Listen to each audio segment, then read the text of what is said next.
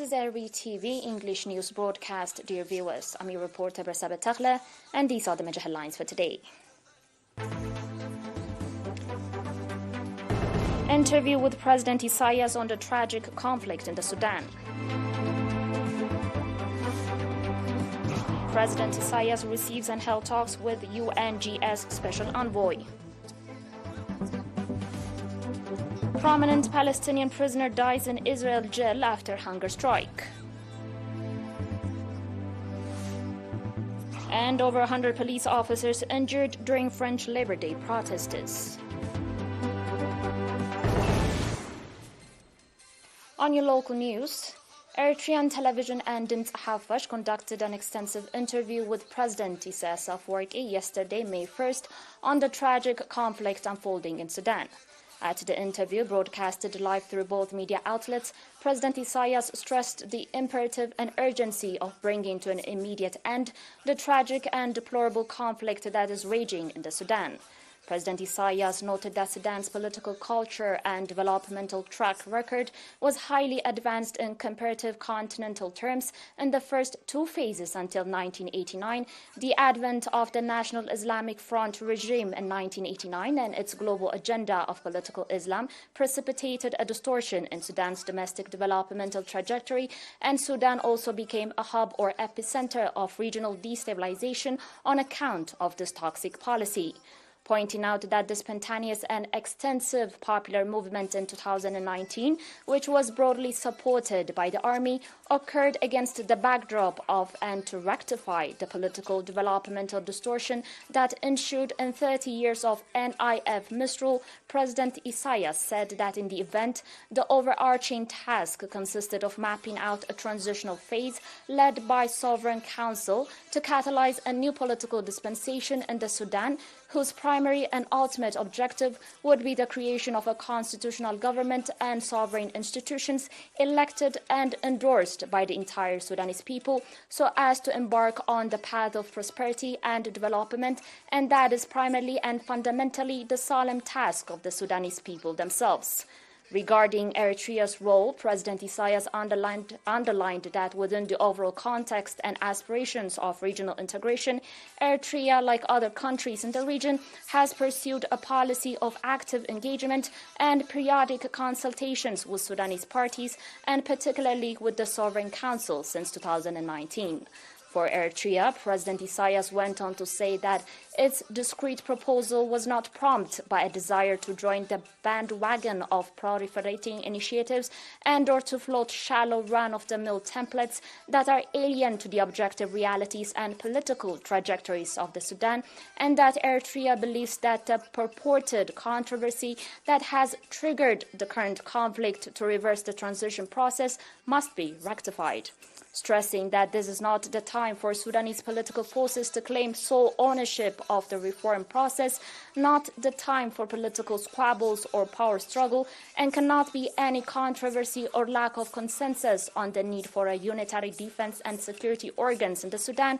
President Isaias said that bearing the National Islamic Front legacy that has created this reality, besides RSF, there are other autonomous military entities in Darfur, Kordofan, Blue Nile, and the East. The dynamics and process must be worked out soberly. President Isaias said that even though the task of rectifying these costly distortions fall on the Sudanese people, Sudan's neighbors, individually and through IGAD, can facilitate an enabling environment for the people of the Sudan in their efforts to crystallize the new political dispensation that they desire, and other partners who have the goodwill can support and complement IGAD's efforts and shortcomings when necessary.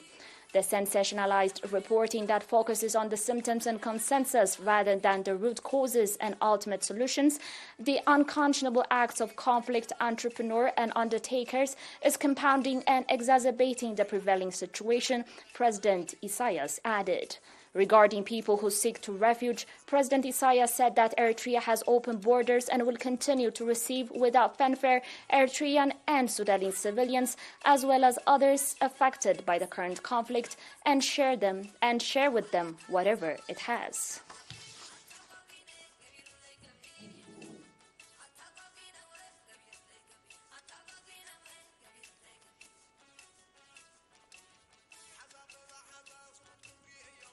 President Isaias Afwerki today, 2nd of May, received in his office Mr. Akim Shiner, UNDP Administrator and Special Envoy of the United Nations Secretary General.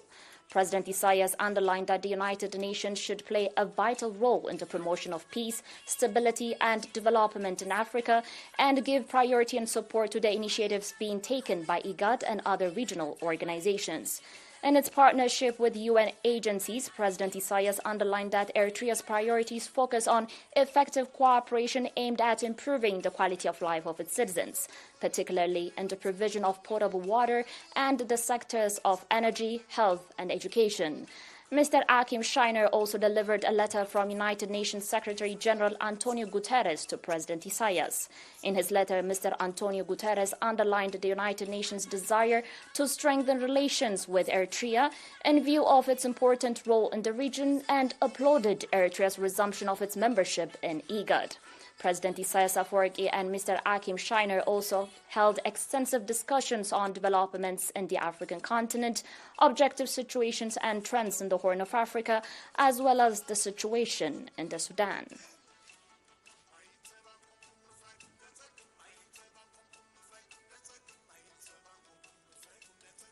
On your last local report, 15-member national committee that will integrate the various national professional organizations in the Republic of South Sudan was established on 22 April. The National Committee will integrate the existing national organizations, including the Eritrean Community, the National Union of Eritrean Women, PFDJ, YPFDJ, as well as Truck Owners Association. Commending the activities the national organizations and associations in the Republic of South Sudan have been undertaken, Mr. Johannes Tesfa Mikael, Eritrea's ambassador to South Sudan, expressed expectation that the National Committee will create conducive atmosphere for enhanced participation and contribution of the nationals in the national affairs. Ambassador Johannes also gave briefing on the immigration and labor regulations of the Republic of Sudan, and foreigners in that country should follow.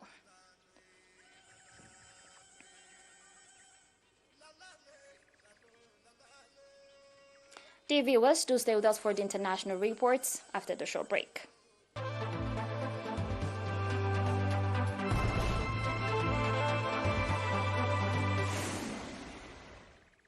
Welcome back. Kader Adnan was a senior figure in the militant group Islamic Jihad, who Israel had charged with terrorism offenses. The Israel Prison Service said he had refused medical treatment before he was found unconscious in his cell on Tuesday. Hours after his death, militants fired 3 rockets from the Gaza Strip towards Israel.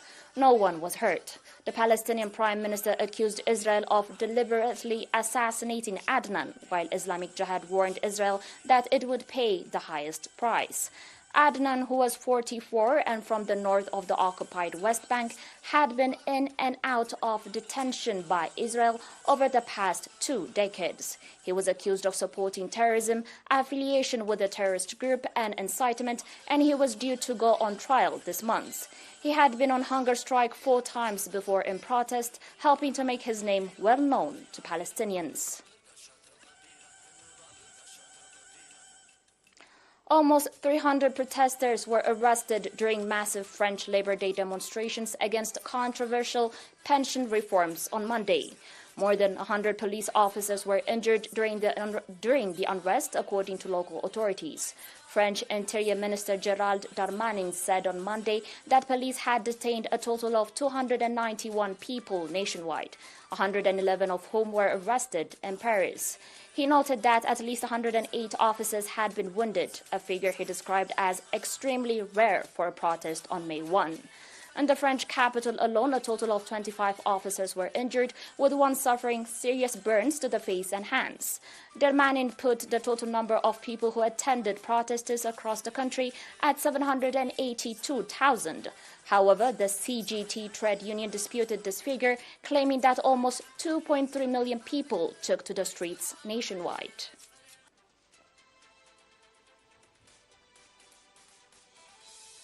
On your final report, India's post-pandemic economic recovery has spurred to a travel boom.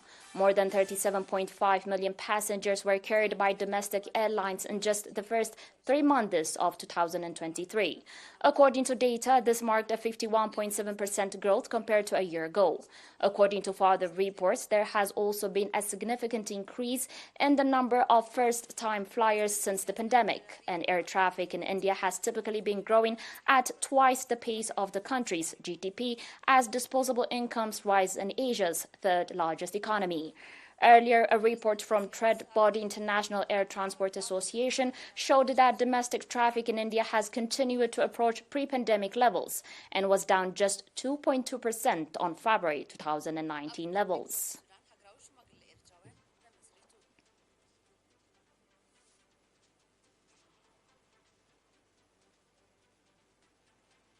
And now a recap of the major headlines. Interview with President Isaias on the tragic conflict in the Sudan. President Isaias receives and held talks with UNGS Special Envoy. Prominent Palestinian prisoner dies in Israel jail after hunger strike. And over 100 police officers injured during French Labor Day protests. Dear viewers, that was it for today. Thanks for watching.